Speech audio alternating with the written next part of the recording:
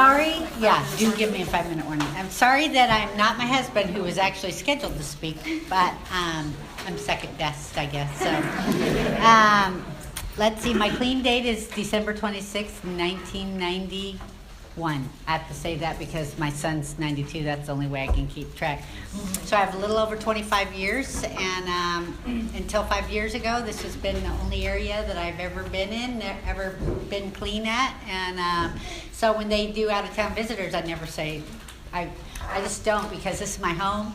I still have a home group here. Monday Night Desire to Stay Clean. For me, it's the best home group in the world. I love that meeting. And I moved to Santa Barbara 5 years ago to take care of my mother-in-law, which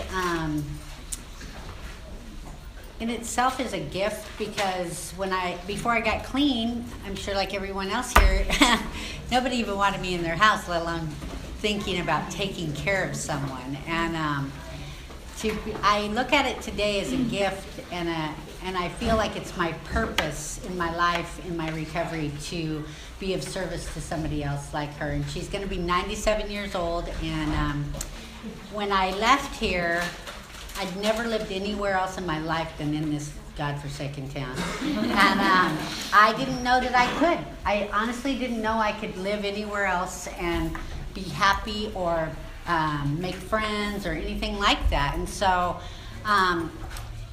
what happened is that I went there. She fell and broke all the bones in both of her hands and her nose, and I went there to take care of her for 6 weeks. And I did something that I'd never done the whole entire time that I'd been clean. I got a phone list and I used it, and it saved my life. And it got me connected. And at the time, I had no idea I'd be living there. But when I went there, I went by myself. My brother-in-law, who was an active addict, was living there, and it was a full-on dope house. And in the whole time I'd been clean, and at that time I was just shy of 20 years. I'd never been around drugs the whole time. I've never been in that position. I don't socialize with people who are loaded. I don't go to bars. It's just not who I am. So to go somewhere and be out of state, out of my people, I was without my husband, and my brother-in-law was an active dope shooting addict. And so I did the only thing I knew what to do, which was to go to meetings and tell people I was there from out of state and that I needed support. And the women there gave me their phone numbers. In fact, randomly, one of the people who circled a meeting schedule and gave me her phone number and told me what meetings she goes to. I actually sponsor her today, so, it's just ironic. But so I went to those meetings and I shared that I was afraid and that I was out of my comfort zone, and people just surrounded me. And what that did is made me know that I could actually do something outside of my comfort zone, because I've only been here, so I really didn't know what I was capable of. And so when the time came to make the decision to move, my husband and I decided what we would do was to pray about it and do the footwork, and that if it was God's will for us, the doors would open and we'd know we were supposed to be there. And I swear to you, as sure as I'm sitting in this chair, we started praying about it. We asked for God's will and the power to carry it out, and the doors flew open. It actually gives me goosebumps, because nothing has ever been more clear to me in my life than knowing that that was the right decision at that time. And I didn't go with fear, and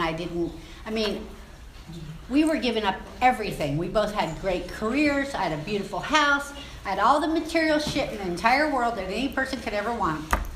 And we were selling everything except for what would fit in 400 square feet. And my house that I lived in here was 2,500 square feet, and I currently live in 400 square feet. And I didn't even know I could live without a closet. Like, literally. I was a freaking prima donna, and I had all the things that I could want. And so I know today, let me just back up. Prior to moving, people would tell me that I was intimidating and that I was unapproachable. And I really, truly, in my heart, never understood why people said that about me, because I feel like I'm friendly and I'm all that, right? So why would anybody say that? But this is what I learned in the process of moving.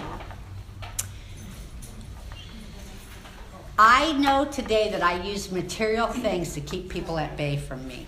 And I didn't know it while I was doing it, because it was just something that happened. It's, over time you start to accumulate shit, and you know, it's like I have been gifted since the day I got clean. Seriously, I've had a great life. And so I've had all the great material things. I've worked for them, but I've had them. And so when I moved, the first 30 days, literally the only thing I had in my possession was what fit on a tea bag. Is that what they're called on our motorcycles? That's all the possessions I had. Is I had my motorcycle, and I had what fit clothing-wise in that tea bag. And so people in Santa Barbara were going to have to get to know me without any material shit to keep them away from me, or me away from them. And so I had to be authentic, and I had to be vulnerable, and that was something I'd never really realized that I hadn't experienced. And so it was a big eye-opener that I actually was unapproachable, because I used shit, this outside stuff, to keep people away from me. And I had a very tight circle. I still have that tight circle. I'm not ashamed of that tight circle. I love my people, and I've worked very hard to maintain those relationships. So I definitely don't want to defend that in any way. But what I know today is that material stuff does not define who I am as a person. And that was a big eye-opener for me. Like, I literally don't have anything. And it's so freeing. Like, I know today that I can survive. I literally transfer my clothes in those vacuum bags. That's how I survive in my small quarters. I just transfer stuff. And I've learned that less is more. And I think today that with 25 years clean, I'm more authentic than I've ever been in my life. That I truly am who I am, and that it's enough. And that's the thing, is that learning that through moving, through the steps, through change, just life. Realizing that who I am is enough. And that I actually believe today that I am a product of my higher power's will, and I try to be the very best version of myself I can be. And I'm totally fallible, and I screw things up regularly. That's the truth. So that's kind of how it got me to here. And to take you all the way back, like I said, I'm born and raised here. My parents stayed married till my dad died. And my dad was very abusive.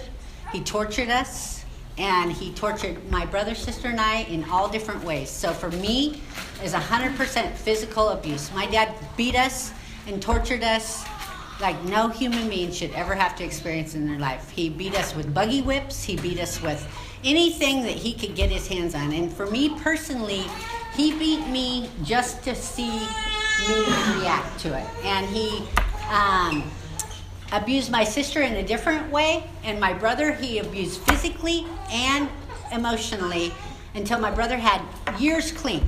And then my brother got enough courage to break away from my dad. And my dad stopped drinking when I was like 13 years old. And he changed the day he stopped drinking. He never touched me again. But he did continue to be verbally abusive to my brother until my brother got clean, and my brother got enough backbone to say, I'm not going to do this anymore. And he divorced my dad. They'd been in business together their whole life. And it just was my dad's nature. And something that happened for my brother and I definitely don't want to tell my brother's story, but he is a member of this program, and I'm so proud of him, and I fucking love him. He's my brother. My brother and I were able to find forgiveness with my dad through the steps, because we got clean, and we both know that our disease puts us in positions that we act in ways we might not otherwise act. And so for me personally, I did the work, and I didn't have to resent my dad for what he did. But I know that it definitely did set the stage for who I am and how I treated my children, and basically set the stage. I don't think it's an excuse, but it definitely put the roadmap out there. So, and I was the kid who was never going to amount to anything. These are things that my dad would say. You're never going to amount to anything. You're worthless as the day is long. I should have knocked you in the head and fed the milk to the hogs. Those are the things, the self-esteem. He called me fatty 2x4, couldn't get through the kitchen door. That was a term of endearment for me. And it was really his term of endearment. But I think it set that stage of the self-image that we carry. And my mom was an overeater, and my dad was a drunk. And my mom was a gambler, and my dad actually became a gambler. But my mom's used outside stuff to stuff her feelings my entire life. And so I actually take after my mom, and although I'm not heavy today, I've struggled through my life with weight issues. And in fact, for the first time in my entire life, I'm healthy today and through something crazy like diet and exercise. I'm not using any other thing. It's crazy because who knew, right? I'm not using any other thing to control my weight than going to the gym and eating healthy. And I've managed to lose 30 pounds, and it's been crazy because I didn't know you could do it like that. I've used every crazy diet you could imagine in my lifetime, and this is what worked. So anyways, I totally lost what I was saying, but this is so weird because when I think about my life growing up, my mom married my dad when she was 14 years old. She had my sister at 15, me at 17, my brother at, my sister at 15, me at 17, my brother at 18. And they stayed married for 47 years until my dad died. And so when I left my home at 13 years old to move in with my husband, my first husband, it was not even unusual. It was very normal. And when I look at it today, it's child abuse. It's weird to me today. Like, I would never let that happen. But by the time I was 24 years old, I'd been married 3 times. And it was a very normal thing. And in today's world, in today's society, nothing that I grew up with would seem normal. And there's a couple of people, like Rick Davis, Rob Davis, and Lori Davis are my posse. And we grew up, we were young children together. And we came from the same similar backgrounds. And so for us, that behavior, and I generalize us because we all grew up the same, and I know his mom, and they knew my mom and dad, and it seemed very normal. And today it is so abnormal that it's no wonder I was fucked up. But I was the least likely to succeed, is the truth. I was the one that they knew were going to get that phone call, you know. I started shooting dope when I was probably, I'm guessing around 18 or 19. I started using way before then, but once I started shooting dope, the bottom was happening fast. It did not take me long. And the thing that also happened, after I turned 18 or 19, I could get into bars. So that was husband number 1 out the door, because I could get into bars. And I did things like wet t-shirt contests and best buns contests, because I was sought that attention. And I needed that validation, and I always used men to validate me. And and I also had a child at 16 years old. And so she's been through my whole addiction with me and my whole recovery. We've grown up together. And again, it was like one of those things that I literally thought would be normal to, bring a child into this world when I was a kid myself. But I was married, or actually that's not true. I actually got married right after I had her. But I was with my husband, and in my little pea brain, I actually thought that her and I would be together and we'd love each other. And so anybody who's young and you have those stupid fucking thoughts that, it's going to be me and this baby forever, and, we'll love each other and we'll be together. I fucking destroyed my kid's life, and I put every single thing before her. Every drug, every man, everything. I used to spend all my welfare money on dope, and I'd have to steal soup to feed her because I did all the money in drugs. And every single month when I got my welfare check, I'd say I was going to do it over. And I'd do this whole thing like, I'm not going to sell drugs out of my house. I'm not going to bring that man home tonight. But I just did all those things. And so by the time I got clean, my daughter had been in probably no less than 15 drug busts. she'd been the victim of that life. And so every single time the door was getting kicked in or I was getting picked up on something else, for some reason that kid was with me. And somehow I did not lose her. And actually, it's not even somehow. You know how? It's that my brother was there to pick up my pieces every fucking time. And he would take care of my kid. And he was there to make sure that somehow she stayed out of harm's way. So I ended up getting busted and going to prison. And I couldn't stay out of jail to save my life. But when I went to prison, I had this boyfriend, another boyfriend, and he brought me some acid in. I was in a segregated visit, but they accidentally let him in. I got 5-day segregation for unauthorized area, and he came to visit me, and literally in a matter of minutes, they let him through, and we had a contact visit. He passed me the acid, and then they realized and separated us. And so this was over 30 years ago, 33 or something years ago, Shannon's my other road dog. We got here together. But 33 years ago, I actually had a key to my prison cell. And the only time that key didn't work is at 4 o'clock didn't count, right? And you could wear street clothes back in the day too. So I got this acid, I was in segregation, and I passed the acid out underneath my door in sugar packs. So all the general population got acid. And I was in segregation, and I was frying on acid. And that is not fun in case anybody wants to try it. Bad news. Bad shit happens on acid. So what happened is that one of the people that got the acid actually had suicidal tendencies, had planned suicide attempt, and had a razor blade hid in her room and tried to kill herself while on acid.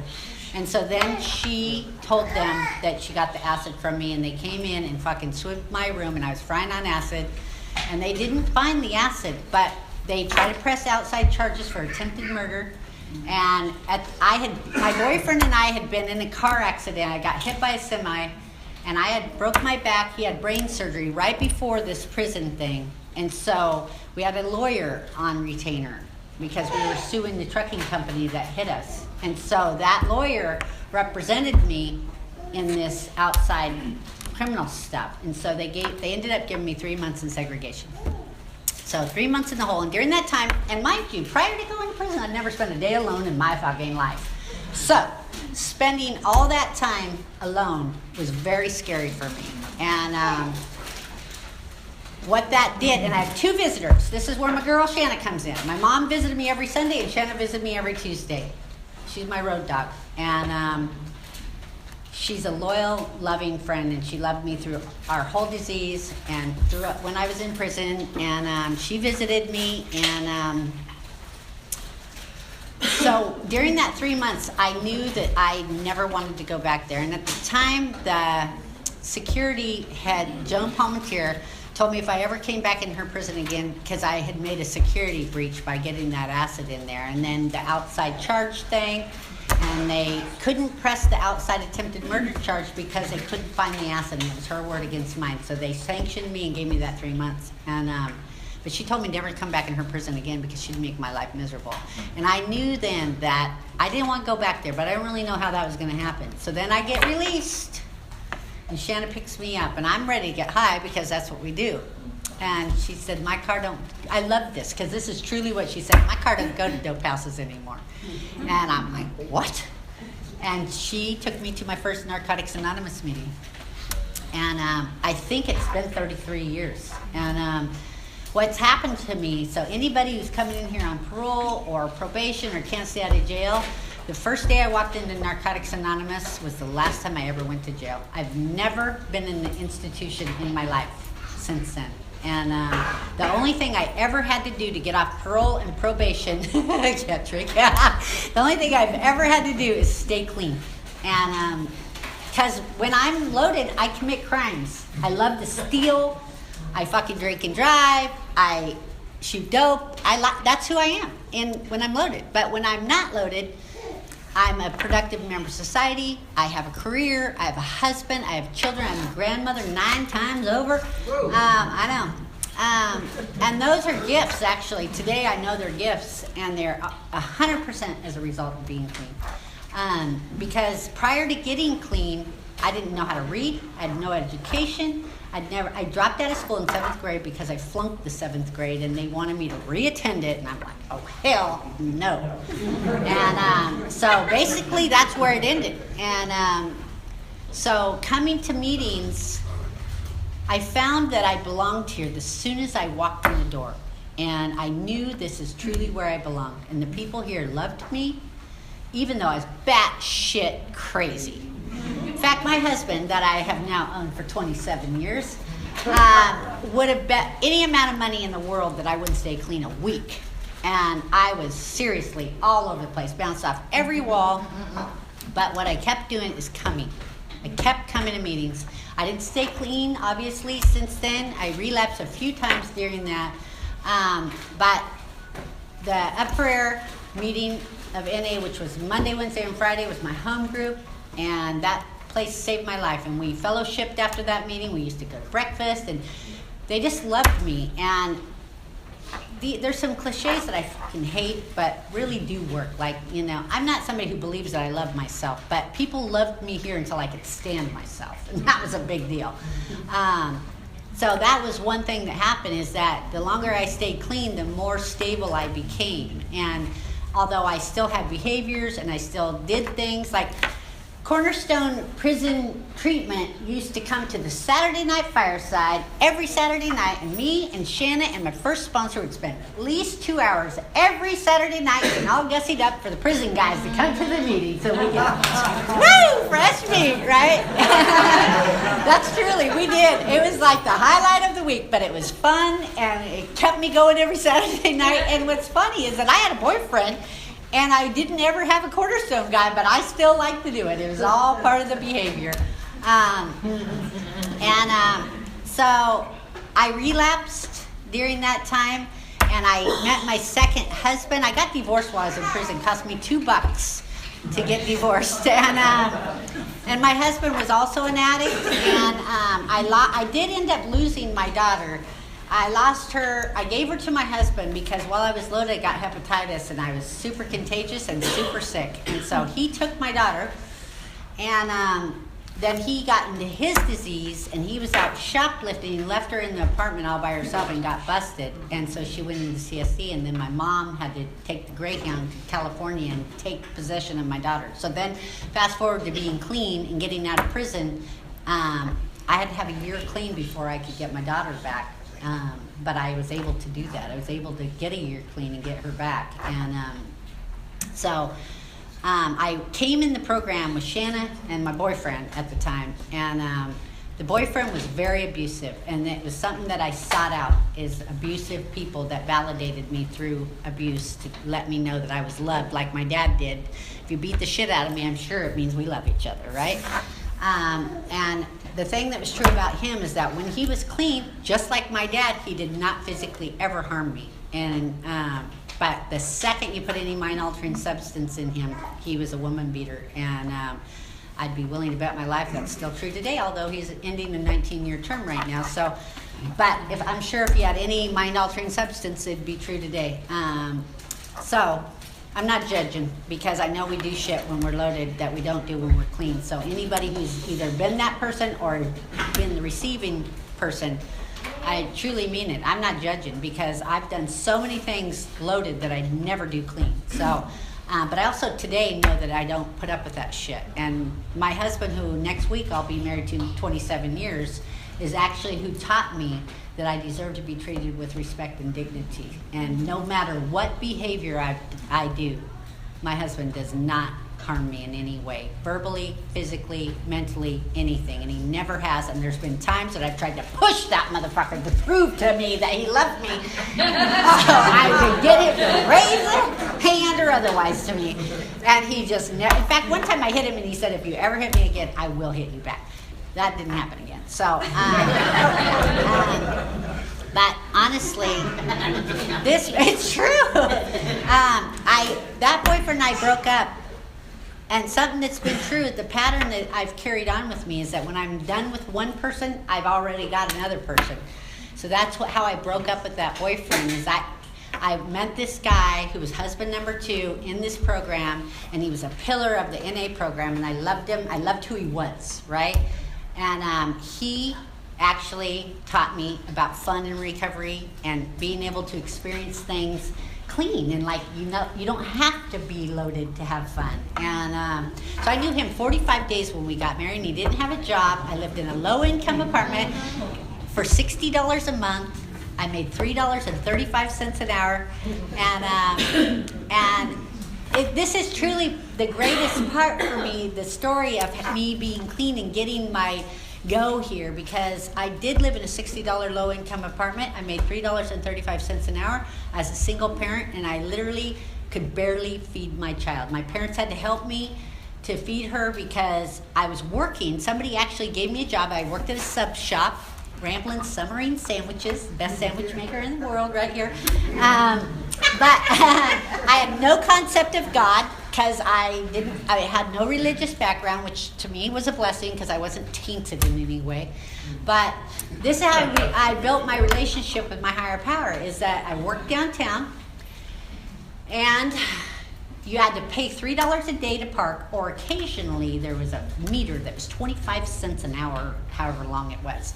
And sometimes I wanted to keep my money in my pocket and hope there was a meter, and there was never a meter when I wanted to be greedy with my money. But when I was desperate and maybe only had $1 to my name, I'd go, please God, let there be a meter. And every time there was a meter, every single time, but never when I wanted to be greedy.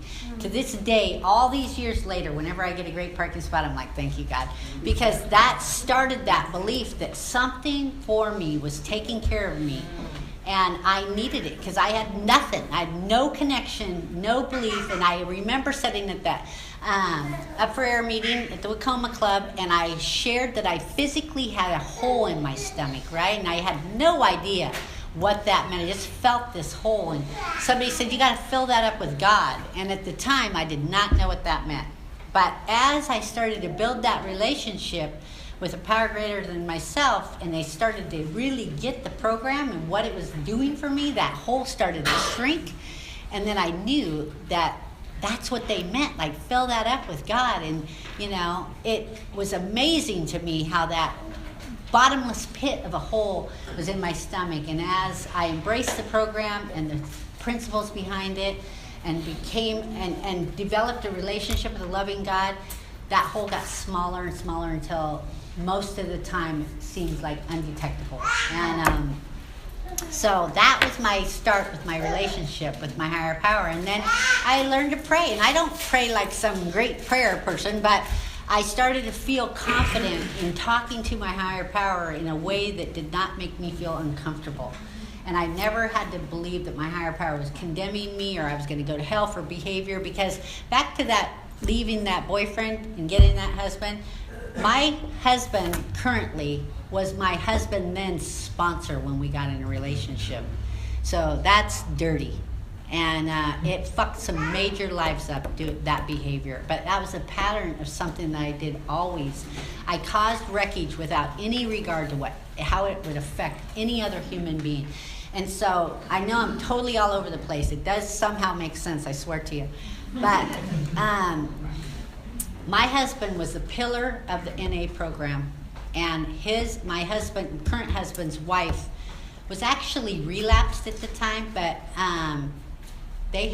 she had 2 kids that my husband had raised his whole life, or their whole life. And what happened because of our behavior was both people got loaded. And my husband never, ever got clean again. And in fact, not that long ago, died. Not in his disease, but died anyway. And he never, ever was able to believe in this program again, because he blamed the program for the behavior of the people in it. And with that, I want people to know that our behavior and the way we act in here is not a representation of the program in Narcotics Anonymous. Narcotics Anonymous teaches us through the 12 steps and 12 traditions to stop doing those things and to become a person that we can look in the mirror and be grateful for who we are, which is what it says clearly in the 7th step, is to truly be humble is to be able to accept ourselves exactly the way we are and not look for that outside shit to validate who we are. And it took me years to be willing to make amends, because the other thing that happened is, so my husband and I got married, got together, and we continued on in this great life. And they both got loaded, and his kids suffered just a horrendous life. And his wife lost every single thing. She was homeless, garbage dumpster diving. And my husband stayed loaded, and we built this great life, and we carried on. And I boasted that life in all of its glory for a long time, and it took me years. Alicia was my sponsor, and I got to a point, she's best sponsor right there too. I got to a point where I knew that I needed to make amends. I had made amends to my husband. We figured out a way to coexist, because he'd become a step-parent to my daughter, and they had a relationship. And so I needed to own to him that I'd fucked him over, because I did. But my husband's wife, I was so shitty, you guys, that when they were in restraining order court, she told that judge, Your Honor, my husband left me for a 24-year-old parolee from the state prison. And she was there with Jane A., and I pranced right in front of her in all my glory with my knee trophy was going to be my husband, and I smeared it right in her face, because that's just how shitty I was. So fast forward 16 years it took me to write a letter to her, and we learned to coexist also, where we could like do kid things and coexist and weddings and shit like that. But there was an unspoken need for me to own to her exactly what I did wrong. And it took 16 years, and I wrote that letter, and I met with Alicia, and I shared with her the exact nature of my wrong. And then I sent that letter to her with no expectation of anything back. And in fact, she never did say anything other than she acknowledged to me in person that she received the letter. And but it took that long for me to be willing to literally see exactly and to say to her, I know exactly, like, I fucked you over. I took from your kids and your home, and I took your husband, and I gloated, and I carried on and had a great life, and you got loaded, and her boyfriend died of a drug overdose. Lots of bad things happened, right? So the moral of that long drawn out story is it takes what it takes. So I left that boyfriend, got that husband, got this husband by fucking over that husband. It's a pattern.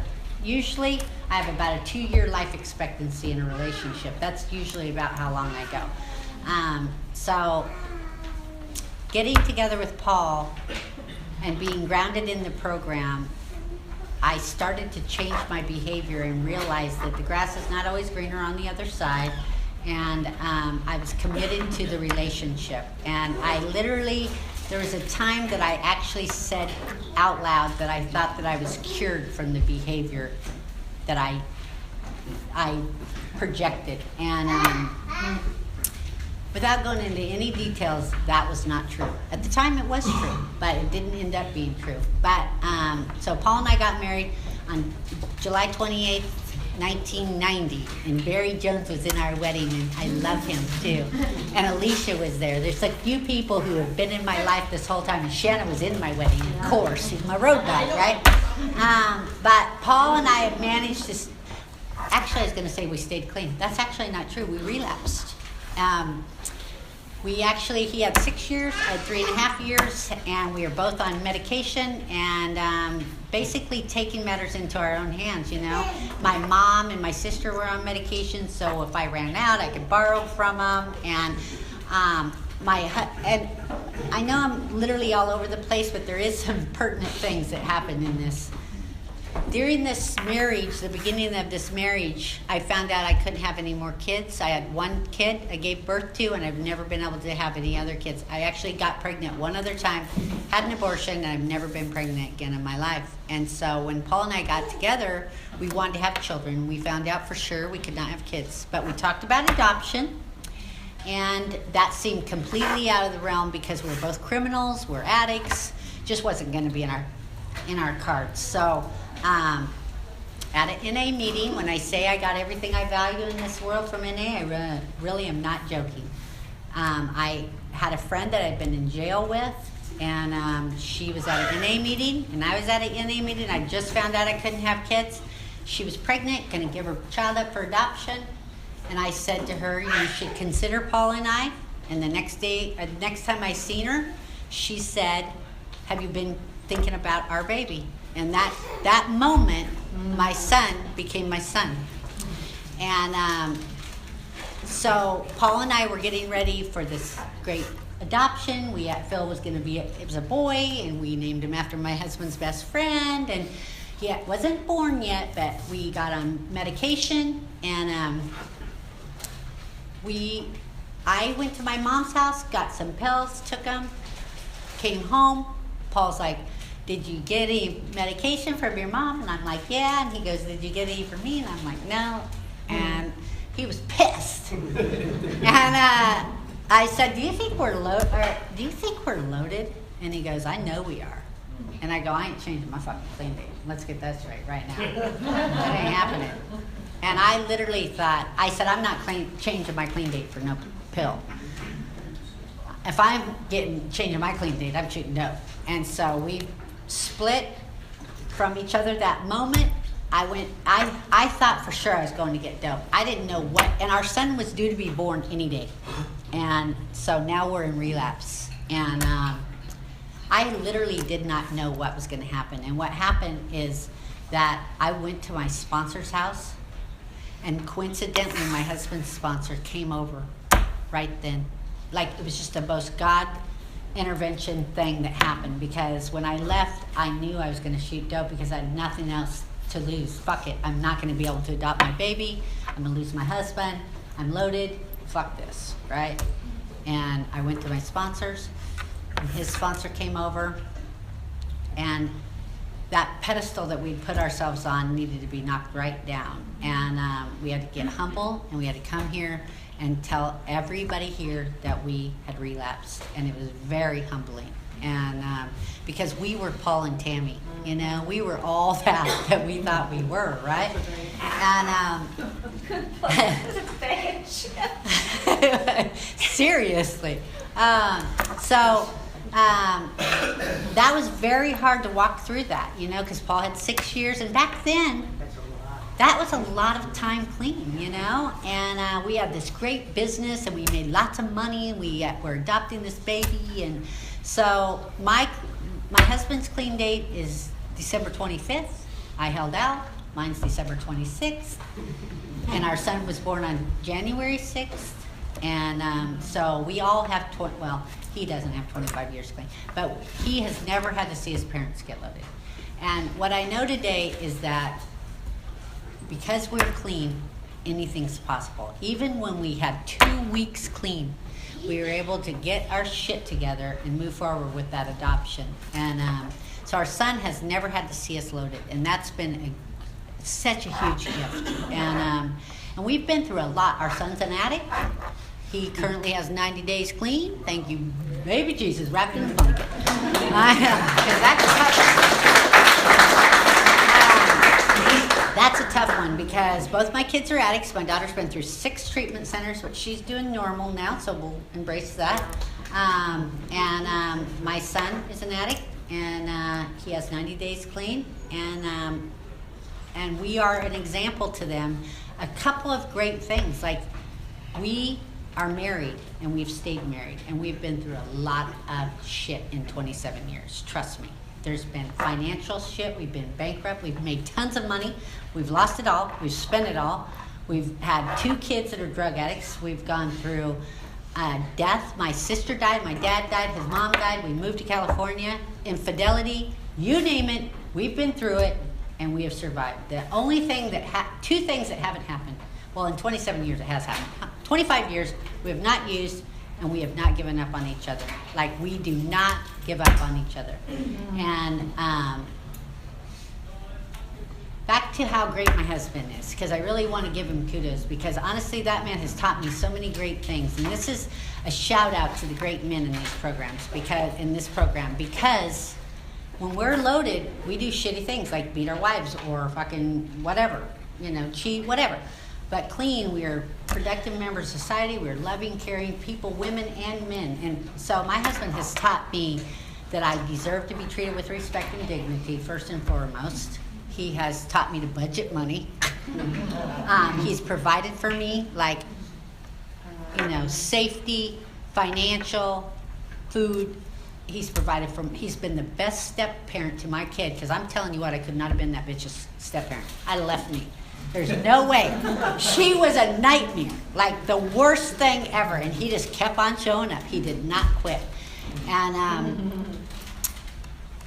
he also loved me through the worst offense in the entire world, and that was infidelity. And literally, I've never said those things. Like, I never spoke about it in a speaker meeting or otherwise, because the shame that goes with it is it hasn't ended, and it's been a long time. It's been over 20 years, but he did not abuse me through that. He did not raise his voice. He didn't leave me. He loved me. He forgave me. He helped me forgive myself. We went to marriage counseling.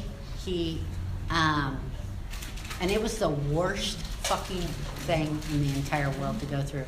And people who have been here know, and I do not need to go into detail, but it was very ugly. And he had dignity and respect and treated me as so through the whole entire thing. And I don't know if I could have been as graceful, I gotta tell you, but he has been, and he's just been amazing, right? And, we've raised this son of ours, and that hasn't been easy either. To have kids that are drug addicts is hard. And because the other thing that's true about me is I'm codependent. And so when my kids are fucked, I'm fucked. And when I'm fucked, I take it out in other areas. I'm mean, I'm bitchy, I'm, whatever. And because I just don't know how to deal with it. Like, thinking about losing my children to the disease, or in my son's case, he also suffers from some mental health stuff, so he gets to be depressed and suicidal. And thinking about losing him, there were a reservation in my life. I think that would be the one that I don't know if I'd have the courage to go through clean. And so when he gets loaded, I just automatically think that that's going to be the next thing to happen. It's so scary to me, and I am so out of control when it happens. And so when I give him praise for his 90 days, I'm so grateful for those 90 days, because I have peace when he has peace. And so, yeah. So I'll give you a little update of where I am currently. So I moved to 5 years ago, and when I moved,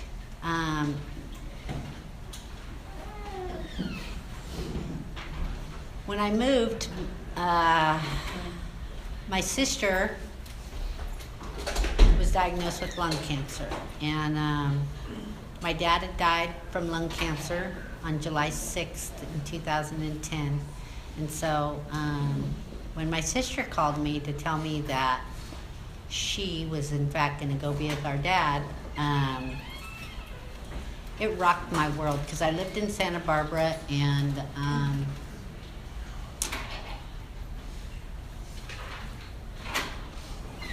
I never thought that I'd live my life without her, and so she was diagnosed with cancer. And on that day, my little dog that I got when my dad was diagnosed with cancer was snatched out of my backyard by a coyote. And it was the worst day of my entire life. And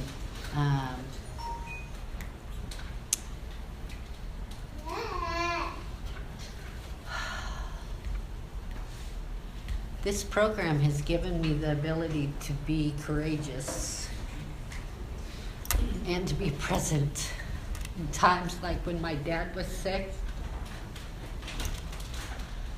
The people in this program were so amazing to me and to my family, and they did things like, you know, my dad stopped working the day that he was diagnosed with cancer, and so financially, their life changed, and my mom was still gambling, and so she was greedy, and my dad was somebody who taught the core of who I am, the good core of who I am really did come from my dad. And the core of who I am, and the core of who my brother is, and the core of who my sister was really good. And I know that. And so my dad taught us some things. Like, one is, it's just as easy to get gas on a quarter of a tank as it is on empty. And it's always important to have a little pocket money was another thing. And so when my dad got sick, he didn't have pocket money. And so people in this program would give me money sometimes to give to my dad, and I would put it in his shirt pocket and give him a little tap, let him know he had a little pocket money. And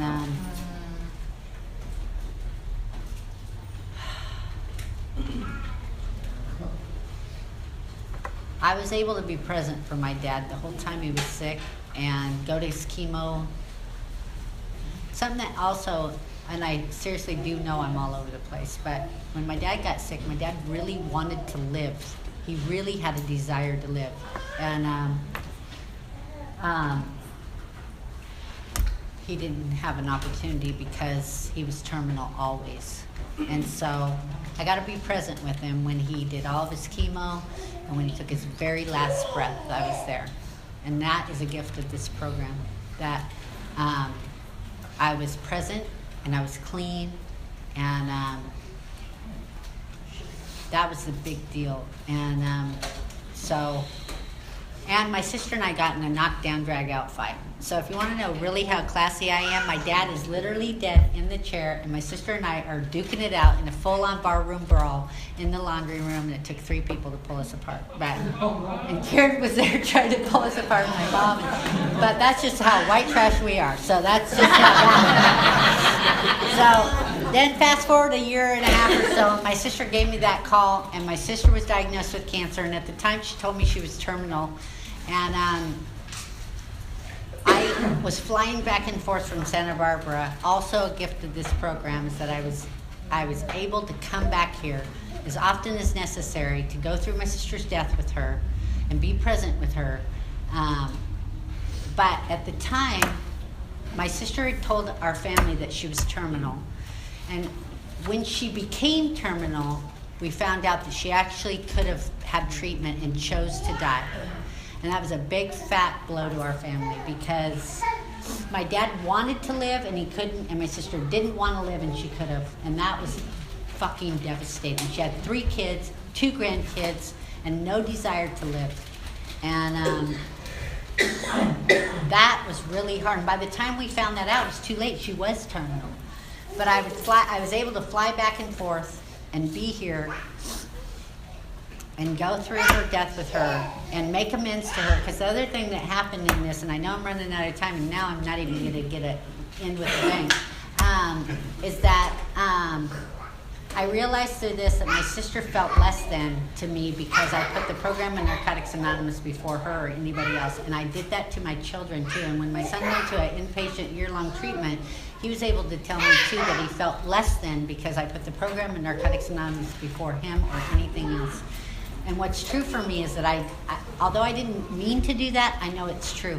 Because I couldn't do this program halfway. I don't know how to do it. It's everything or it's nothing to me. So I put the people that I love the most, with the exception of my husband, because he's exactly the same way, I put them on the back burner to make this program my whole entire life. And as a result of that, I've got a great life. And I was able to do things like go through my dad's death and be that person, because I started the person who would never amount to anything to the person that they depended on the most through that process. Like the one they knew was going to be there no matter what, to take the very last breath. My dad never wavered that I would be there with him. And that is a gift of this program. And then to go through my sister's death, and I probably came here 4 or 5 times. My sister would call me and say, this is it. I'm dying. And I'd fucking be on a plane and I'd be here. And it wasn't it. And it was making me crazy. To the point, this is how we found out my sister could have lived, is that I called my niece on the last time and I said, is this it? Because my sister was a total drama queen. Is this it? And she went to the doctor and said, is this it? And he said, it might be it, right? But that's how, she asked one question, and that opened the door because my sister had given permission to be told, but the question had to be asked. So through that process, the doctor said your sister or your mom could have gotten surgery and maybe chemo and been fine. And so that rocked our world. And so I told my husband then, I can't do this anymore. I either have to go and be here with my sister, or I'm gonna fucking blow my brains out, because I can't keep doing this. It was the most painful thing ever. Watching my dad die was one thing, but I knew my dad would die because that's just the course of life. But to go through this with my sister, who's 2 years older than me, and our birthday is 2 days apart, so we shared every birthday our whole entire life together, watch her die, and it was a fucking torturous, terrible death. I said, I can't do it. I have to just go and be there. And I did. I came here, and I think I spent 7 weeks or so until that time came. And I was able to make it right with her and make her feel like she was the most important person to me. And the people in this program, my girl Linda and Michael Preston and Shannon and Karen and Paul, and people just, and Gary and Bobby, and they just loved me. And I called Linda one night, and I'm like, I just cried. I just didn't know what else to do. And my personality has always been the one that takes care of people. But I needed taken care of. And I just went to her house, and I just cried and cried. And I was able to just cry and not have to feel judged or anything, just loved. And that's what this program did for me, is they walked me through that so that I could actually bury my sister, hold my head up high, and stay clean through that. And if going into it, I never knew I could do that. But this program has actually given me the ability to do that stuff. And so today I know that I am strong enough. I can go through. And in that process also, we buried my husband's brother, that drug addict that I went there, he ended up having liver cancer, and he also died of cancer right after my sister died. So the moral of the long drawn out story is that you can stay clean. If you use the tools that this program gives us, which there's 12 tools, and there's 12 little spiritual principles, there's more than 12, but there's, ways of being that the traditions have taught me how to act accordingly, and to use something first before I act out on a defective character. Like I could be kind and loving and nurturing and, whatever, present. And those are gifts that this program has given me through working the steps, through having a sponsor, through sponsoring people. I sponsored Karen for 12 years. I sponsored Linda for 12 or 15 years. And we built these relationships. And these women have surrounded me in the times that I've needed the absolute most. And the men have been there for my husband. And they've walked through my infidelity and his brother dying and us moving to California and financial hardship and all the shit. And we've traveled in conventions and duked it out in business meetings and loved each other out afterwards. And those are all things that happen in the program. If you stay clean, you get to see it all the way through. Like you can disagree in a business meeting and freaking want to punch somebody in the face and walk right out the door and give them a hug, and it doesn't have to be personal. But it's something we have to learn here, because when we're in it, it doesn't feel like it. It feels like you're fucking attacking me. It's personal, blah, blah, blah. But if you do enough service and you're involved enough, you can realize that you actually can fight with Gary Harper. And he can still love you when you're done. We all do at one point or another. We fight with him and we love him. And he's safe and he's loving and he's kind and he's a service junkie, and he's a great example. So if you're new, I seriously know I was completely all over the place. I should have prayed before I started. But I did pray today. Let me just say one more thing, and then I swear I'm going to be done, just so you know where I'm at today in my life. I've been struggling emotionally and spiritually, and it happened with my sister's death that the relationship with my higher power changed. And I've been thinking I needed outside help and I needed all these things, and I went to my sponsor and I said, I think I need counseling, and she said, what else have you been doing? Which she already knew the answer.